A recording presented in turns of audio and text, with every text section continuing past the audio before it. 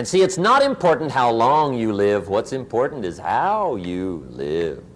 Hello, everyone. Welcome to Good Money, your trusted source for personal finance advice. I'm Tanya Rivero in New York.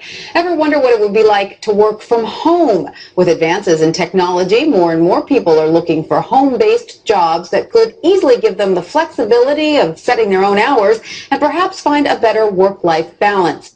It enables you to run your own business, be your own boss, but with the backing of another company that's there because you're selling their products or their services. Wouldn't it be nice if your commute consisted of stepping to the kitchen for a cup of coffee, then into your home office?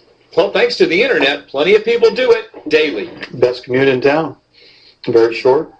Takes me about 30 seconds. We get to choose our own hours. It allows me to have the flexibility to do things with my wife and my daughter. So there are real work-at-home jobs out there. There is opportunities to work at home. You just need to find out what type of an opportunity you're best suited for and research it and pursue it. For Money Talks, I'm Stacy Johnson. It's an automated way to make money on the internet. So, how does it work? And why would you share it with somebody? This is exactly how this works. All right. So you've got these big Fortune 500 companies, household names, companies with household names, right, that they have a lot of money allocated to advertising. And you see this every day. You turn on your TV, you see advertising. You turn on the radio, you hear advertising. Print magazines, all this stuff. Well, these companies have big advertising budgets and they allocate it in different places. One of the places that they allocate it is to the internet. They have a large portion of their budget set aside to advertise online. And so what I did was I went to them and I said, look, would you pay me to advertise for you? Would you pay me if I send you a customer? And they said, yeah, it made sense. Think about it. They pay me only if I send them a customer. It's results-oriented. Right. It's performance-based. It made a lot of sense to them. Instead of paying to be seen, they're paying for customers, right? So they allocate a large portion of their budget to advertising this way. And what I do is I go promote these companies. I don't have to work against them. I don't have to build a business and try to compete with these monster companies. I work with them. They've already got it going. Right. I'm helping them. I send them customers, and in turn, they send me a check. They pay me for sending them customers. So they're elated. You know, when they get a new customer, they're excited. They don't mind paying me.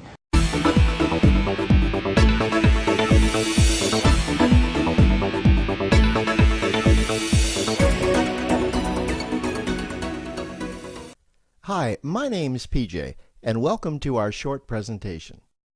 Have you ever wondered how the rich keep getting richer while broke people stay broke and the middle class seems to be shrinking? Well, this isn't nearly as mysterious as it may appear when you examine the specific differences in how broke people, the middle class, and the rich spend their money. Now, this is such a simple concept, yet so profound, it nearly knocked me out of my chair when I finally understood it. I'm going to show you exactly how the rich spend their money, and you can evaluate for yourself why they keep getting richer and the broke keep getting broker, and why the middle class remains so stressed out. Now, to get started, I'd like to review some financial terms we'll be using during this presentation. The terms that you need to be familiar with are cash flow, which means money you bring in, expenses, which means money you spend, assets. Now, this is the most confusing one. You're probably familiar with the traditional definition of an asset, which is something you own or have equity in. However, back in the 1990s, Robert Kiyosaki introduced us to a new definition of an asset in his groundbreaking Rich Dad, Poor Dad series of books. Robert taught us that an asset is something that pays you, and that's the definition we'll be using here. Liabilities is the last term, and it's defined as things that cost you money.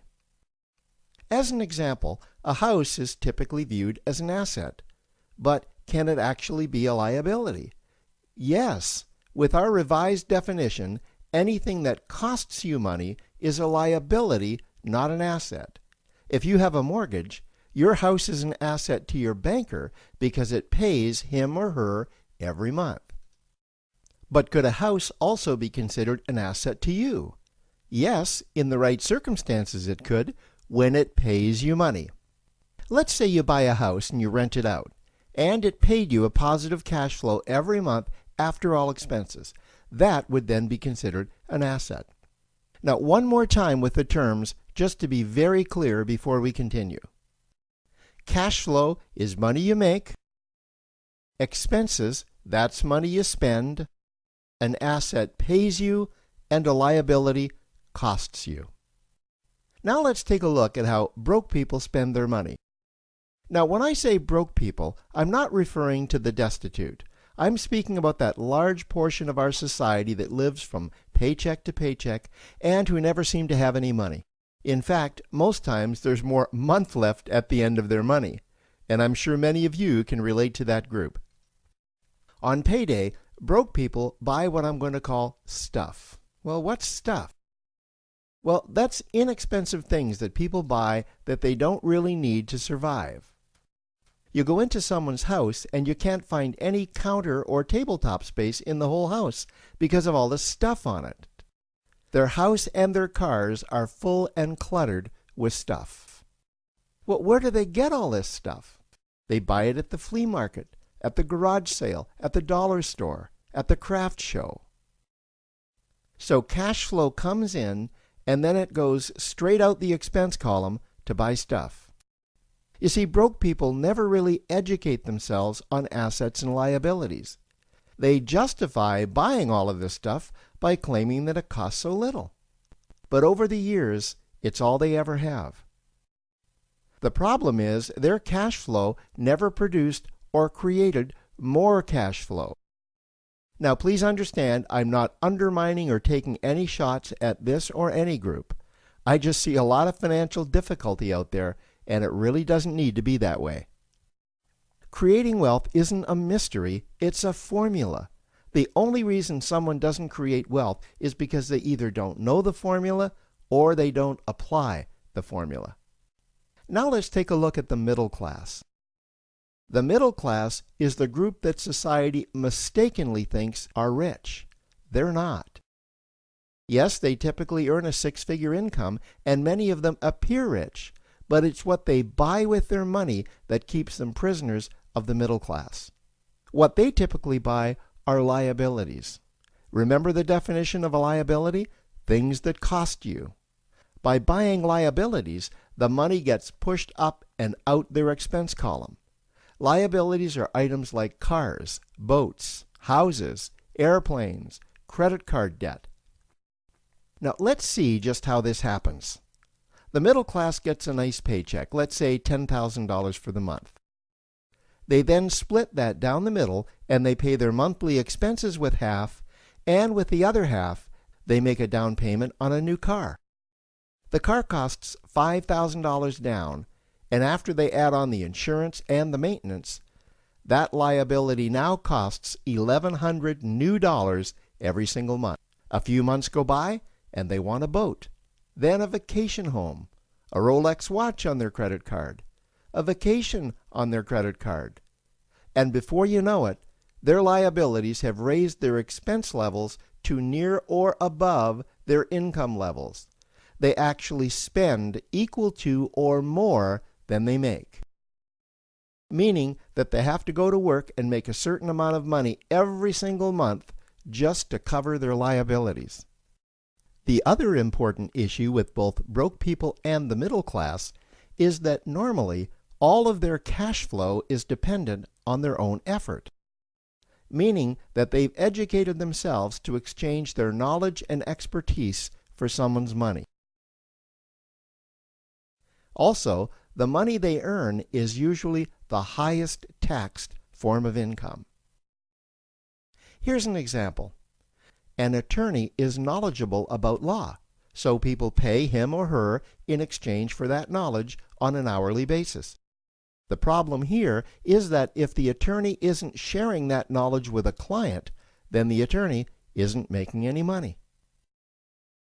This causes lots of stress and anxiety in their lives, and if you ever ask them to take an afternoon off to play golf with you, well, they very rarely can because of how much money it'll cost them to take that time off.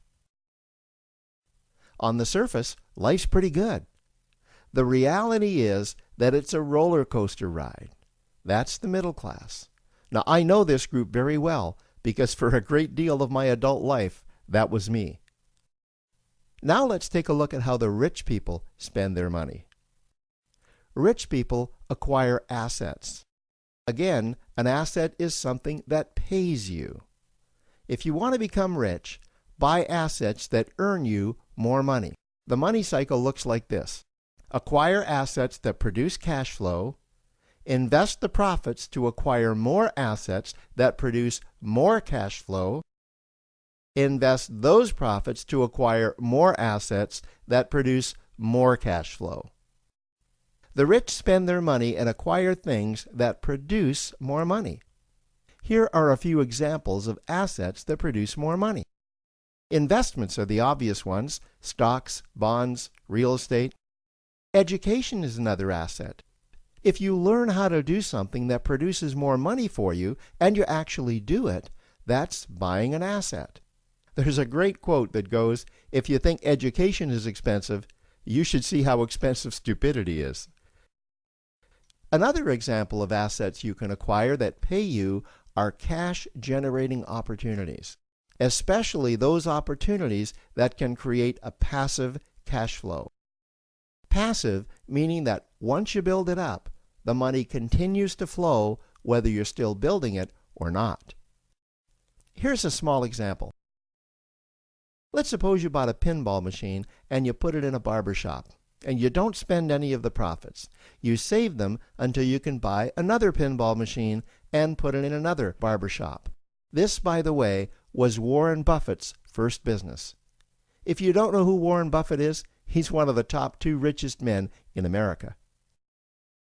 The rich are extremely eager to find those passive cash-generating opportunities because those opportunities continue to pay them month after month, year after year, long after they've stopped working the opportunity. You know, I see this happen again and again with successful entrepreneurs. They find a passive cash flow stream that they build up, and it continues to pay them month after month, year after year. They then take those profits and multiply them in another passive cash-generating opportunity, and then again in another. In conclusion, here's what I've learned over the years. You can't find these passive cash-generating opportunities unless you're open to hearing about them. Then, once you find them, you must be willing to see what fits you and then act.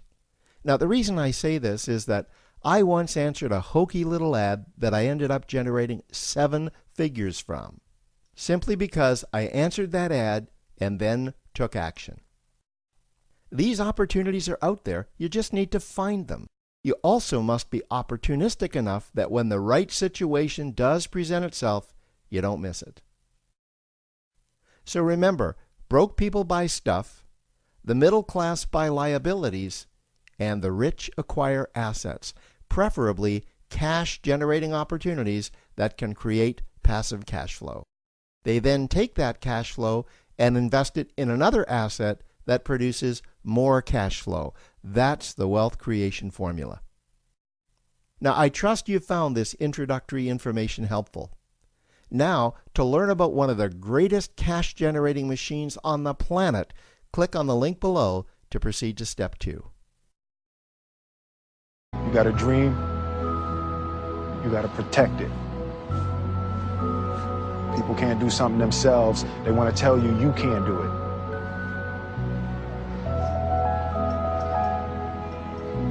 You want something, go get it. Period.